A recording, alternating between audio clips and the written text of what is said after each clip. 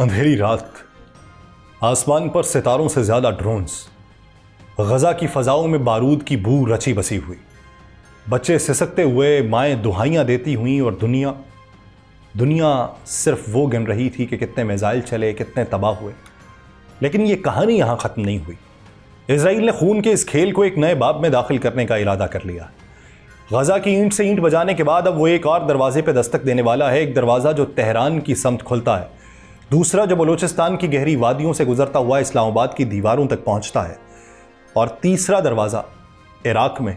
اور چوتھا دروازہ یمن کی طرف کھلتا ہے۔ نیا اسرائیلی عسکری سربراہ کھل کے یہ اعلان کر رہا کہ اگر غزہ میں جنگ رکتی ہے تو اس کا مطلب ہے کہ اب اصل توجہ ایران پہ ہوگی، مگر یہ توجہ صرف ایران تک محدود نہیں۔ یمن کے آسمانوں میں گونجنے والی پرانی گولہ باری، عراق کی خفیہ گلیوں میں بڑھتی ہوئی اسرائیلی موجودگی، اور پاکستان کی مغربی سرحد پر مشکوک سناٹوں کا پھیلاؤ، سب اس بڑی تصویر کے ٹکڑے ہیں۔ اب اسرائیل نے مصر، سعودی عرب اور UAE کے وزرائے خارجہ کو فلسطینی علاقوں میں داخلے سے روک کر یہ واضح پیغام دیا ہے کہ نہ صرف وہ جنگ کا مرکز ہے بلکہ پورے خطے کی ڈوریں اپنے ہاتھ میں لینا چاہتا ہے۔ یہ محض ایک جنگ نہیں، یہ ایک خاموش مگر مکمل قبضہ ہے، سرحدوں پر نہیں، نظریات پر۔ اور اب سوال یہ نہیں کہ کون اگلا ہدف ہے، بلکہ یہ ہے کہ ہم کب پہچانیں گے کہ یہ طوفان ہماری دہلیز پر آ چکا ہے۔ آپ سب پر سلامتی ہو، میں یاسر رشید ہوں اور آپ دیکھ رہے ہیں 92 ڈیجیٹل۔ ناظرین، غزہ کی گلیوں میں مہینوں تک خون بہانے، اسپتالوں، سکولز اور پناہ گاہوں کو ملبے میں بدلنے کے بعد اسرائیل اب اپنی جنگ کا رخ بدلنے کو ہے۔ لیکن سوال یہ نہیں کہ جنگ رک رہی ہے، اصل سوال یہ کہ اب جنگ کہاں جا رہی ہے۔ اسرائیلی فوج کے نئے چیف آف جنرل سٹاف کے حالیہ بیان سے پردہ اٹھ چکا ہے کہ اگر غزہ میں جنگ بندی ہو بھی جائے تو یہ صرف اس لیے ہوگی کہ اسرائیل اپنی مکمل عسکری توجہ ایران کی طرف موڑ دے۔ یہ محض ایک فوجی فیصلہ نہیں بلکہ ایک منصوبہ ہے، ایک ایسی حکمت عملی جس کا مقصد صرف ایران نہیں بلکہ پورے خطے میں اسرائیلی دہشت کو دوبارہ زندہ کرنا ہے۔ غزہ میں ظلم کی انتہا کے بعد جب عالمی برادری کی انگلیاں اسرائیل کی طرف اٹھنے لگیں، تب اسرائیلی قیادت نے پلٹ کر ایک اور ہدف کی طرف نظریں گاڑ لیں۔ ایران، وہ ایران جو خطے میں اسرائیل کی پھیلتی ہوئی بالادستی کی راہ میں سب سے بڑی رکاوٹ سمجھا جاتا ہے، اور جس کے اثرات لبنان سے یمن، شام سے عراق اور فلسطین تک پھیلے ہوئے ہیں۔ اسرائیلی فوج کے سربراہ کا کہنا کہ غزہ میں سیز فائر اسرائیل کو ایران پہ توجہ دینے کا موقع دے گا، یہ در حقیقت ایک عالمی پیغام ہے کہ اسرائیل کی جارحیت رکنے نہیں جا رہی، صرف رخ بدلنے والی۔ یہ وہی اسرائیل ہے جو پہلے غزہ میں اسپتالوں پر بم برساتا ہے، پھر دنیا کے سامنے مظلوم بن کر خود کو دفاعی ملک قرار دیتا ہے، اور اب ایران کے خلاف جارحیت کا جواز تراشنے کے لیے سیاسی، مذہبی اور سیکیورٹی بیانیے بناتا ہے۔ لیکن اگر اسرائیل نے ایران کے خلاف کوئی براہ راست کارروائی شروع کی تو یہ صرف ایران اور اسرائیل کی لڑائی نہیں ہوگی، یہ ایک اور بڑی جنگ کا پیش خیمہ ہوگی جس میں خلیجی ریاستیں، عالمی طاقتیں اور پورا مشرق وسطیٰ جھلس سکتا ہے۔ اسرائیل کے آرمی چیف کا یہ منصوبہ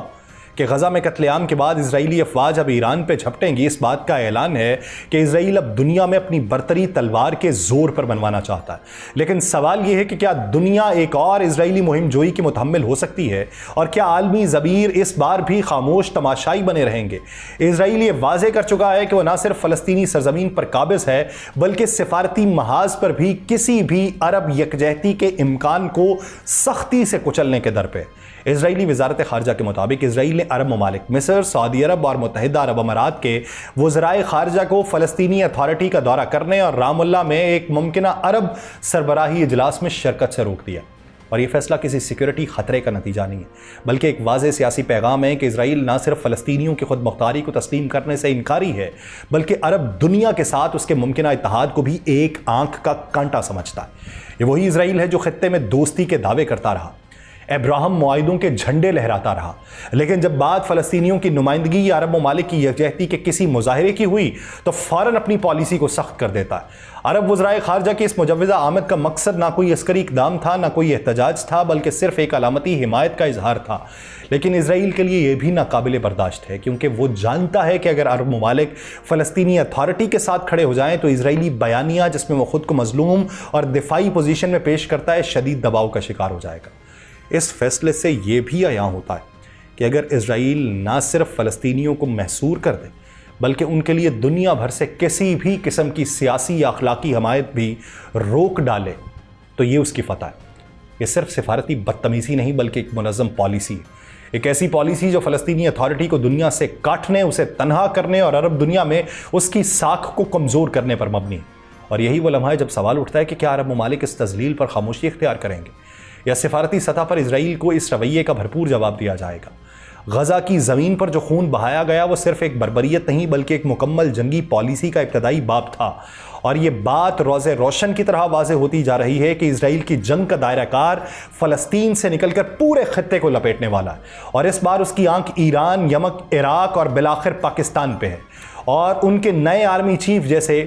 سربراہ کھلے عام کہتے رہے کہ جنگ بندی کے بعد ہم ایران پہ توجہ مرکوز کریں گے، اور اسرائیلی وزیر اعظم کہے کہ ایران کے بعد پاکستان، تو یہ محض بیان نہیں بلکہ وہ اعلان جنگ ہے جس کے پیچھے ایک مکمل اسٹریٹجک منصوبہ ہے جس میں پورا مشرق وسطیٰ جھونک دیا جائے گا۔ اسرائیل غزوں میں بچوں میں عورتوں کی لاشوں پہ قدم رکھ کے اب خود کو علاقائی سپر پاور کے طور پہ منوانا چاہتا ہے، اور اس مقصد کے لیے وہ عرب دنیا کو بلیک میل، دھوکہ اور طاقت کے امتزاج سے زیر کر چکا ہے، جس کا ثبوت ہے کہ اب وہ مصر، سعودی عرب اور UAE کے وزرائے خارجہ کو فلسطینی علاقوں میں داخل ہونے کی اجازت تک نہیں دے رہا تاکہ کوئی بھی اسرائیل کے بنائے بیانیے کو چیلنج نہ کر سکے۔ دوسری طرف عراق اور یمن جیسے ممالک جہاں پہلے ہی جنگ اور غربت نے انہیں گھیرا ہوا ہے، وہاں ایران نواز مزاحمتی گروہوں کو کمزور کر کے اسرائیل ایک ایسی راہ ہموار کر رہا ہے جہاں سے وہ ایران پہ براہ راست حملہ کر سکے۔ اور اس حملے کی پشت پناہی میں بھارت کا کردار اب صرف سفارتی یا تجارتی نہیں رہا، بلکہ اطلاعات ہیں کہ اسرائیل نے مقبوضہ جموں و کشمیر کو ایران اور پاکستان کے خلاف ایک ممکنہ عسکری بیس میں بدلنے کی تیاری شروع کر دی ہے۔ اسرائیلی ٹیکنالوجی اور بھارتی جارحیت مل کے پاکستان کی مشرقی اور ایران کی مغربی سرحدوں کو ہدف بنانے کے لیے تیار کھڑے ہیں، اور اس پورے منصوبے میں سی پیک، بلوچستان، گلگت بلتستان اور آزاد کشمیر جیسے حساس خطے براہ راست خطرے کی زد میں آئیں گے۔ اسرائیل اور بھارت اب ایک مشترکہ نقشہ بنا رہے ہیں جس میں مزاحمت کو دہشت گردی، شہادت کو نقصان اور جنگ کو دفاع کا نام دے کے وہ پوری دنیا کو گمراہ کریں گے تاکہ ان کے ظلم کے خلاف کوئی زبان نہ اٹھائے، اور جب پوری دنیا ان کی طرف دیکھ رہی ہو تب یہ خاموشی مسلمانوں کی کمزوری بن جائے۔ اور یہی وہ لمحہ ہے جہاں دشمن آگے بڑھتا ہے۔ وقت یہ آ چکا ہے کہ اس خاموش جنگی منصوبے کو پہچانا جائے،